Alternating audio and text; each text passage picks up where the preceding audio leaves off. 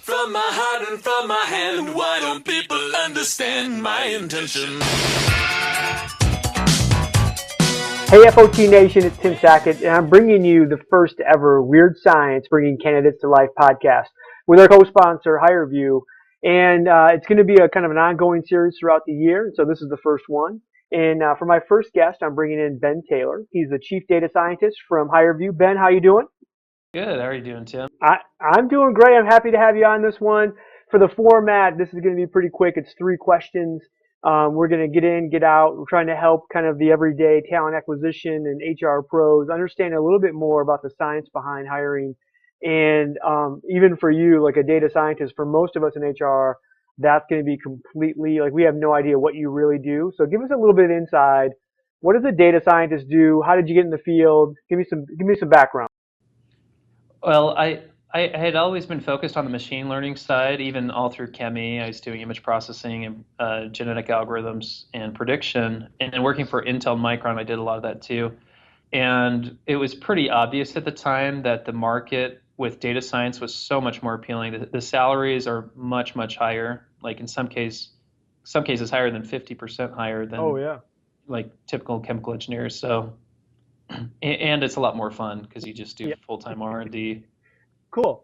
So the whole concept of the video series is to kind of get people in and out real quick. We're going to give you 3 questions, and really trying to help kind of that normal run-of-the-mill everyday. Hey, I'm busting my butt in the trenches, HR talent acquisition pro. So the first question I have is, what is like the average HR pro or organization missing right now when it comes to predictive analytics in terms of hiring and HR practices? Okay. So there's a lot of things going on there. I think the first thing that comes to mind is thinking about around efficiency gains. So think about the hiring process. A lot of traditional companies, and some of your audience members may fall into this category, they still do the traditional, get the resume stack, come up with some non-data backed thresholding methods, whether it's GPA, if it's name, you're going to be sued eventually. And humans are terrible at this. So you filter through the resume, then you do the phone screen, and then you bring someone on site, and you do the interview. So two things that are going on here is we are pretty bad at not being subjective. You know, you ski, I ski. Mm-hmm. You know, you're going to the second round of interviews. Like, I can't wait to hire you, Ben. We're almost brothers at this point. Yeah, you're the funniest person that I interviewed all day. Yeah. We're not really looking at the competencies that map to the performance. And so there's a big miss there on the efficiency play. And then the other thing to think about is if you're doing multiple interviewing rounds with the same candidate, where you bring them in for a second or third interview, really think about, are you capturing the correct competencies in the first interview? And if you're not, then you need to bring in an IO psychologist or somebody who's a real expert that can look at your top performers internally and kind of come up with better questions. So I've seen some terrible failures with questions on the interviewing side. Well, we get stuck in process as organizations. It's so tough to pull somebody out and like, oh, we've used this process for 3 years. It works. Why would we want to change it? And the entire thing is broken from the beginning. They just don't know it. Yeah. That's a big part of it. Them not knowing. Cool. Hey, next question. Give me 1 or 2 things that HR talent acquisition people can do right now in their shops that they're probably not doing from a predictive analytics standpoint. So my first response to that question was they need to start programming, which will probably be pretty upsetting for most of the HR analysts out there. Like, so what?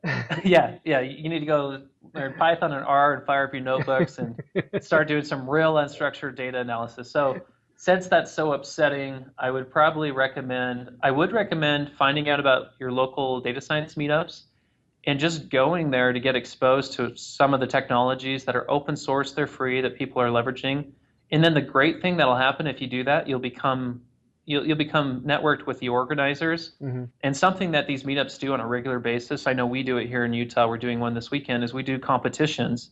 And a lot of times we reach out to local companies for data sets where you can get 100 of the smartest people in the state fighting tooth and nail on an ego play on your data, and it's free. Yep. Like, what a terrific play. Take that employee engagement survey that's unstructured, you don't know how to deal with it, and offer that up for the competition, and you'll get incredible insight on on data that you didn't know was as valuable as it is. And then the other thing that that does is it gives you material you can take straight to the C team, to the executives to say, look, we actually need budget now to hire a full-time data scientist just for HR because we've seen value, with attrition models, churn models, resume modeling, Yeah. or interview modeling. So on the employment engagement survey, like everybody right now, I mean, 99% of HR people are going to go, oh, well, we take question one and we average it and it's a 1 to 5 Likert scale and it's 4.6. So that must be very important because it scored very high. Mhm. What's the next level of data that you're talking about? So give me one example, even small, minute, that they're going to find if a data scientist would get that same data set. What would they be looking for differently? So if a scientist gets that same data set, the first thing they're going to look at are common terms or attributes, but they can go much deeper than that. So they're not just doing like a word count, which is pretty trivial. You could do Yeah, that yeah. too, but they can pull in other algorithms that can actually tell that similar words are actually the same. They have the same meaning. Hmm. So you say you're frustrated with this particular manager or job, and I say I don't get along with them, and we're kind of saying the same things. And there's algorithms out there that will automatically recognize that, and they'll bubble up the 20,000-foot terms that are actionable now, which is much better than you scrolling through an Excel list as a human and saying, Yeah. well, I think this is what I Well, see. there was a couple bad comments, but there was 10 good ones, and so pretty Yeah, much this is a good manager, not a bad manager. When the reality yeah. is, some of those good comments, the wording in those could actually be pointing out some pretty deep things that are going wrong with that manager. Which again, as a layperson in HR, you're never really going to have that under. You just wouldn't. The human brain can't comprehend that in just reading down an Excel spreadsheet. Yeah, and that's a pretty good entry level example. The other ones that have an even bigger ROI would be something like an attrition model. So let's say your rock stars are leaving.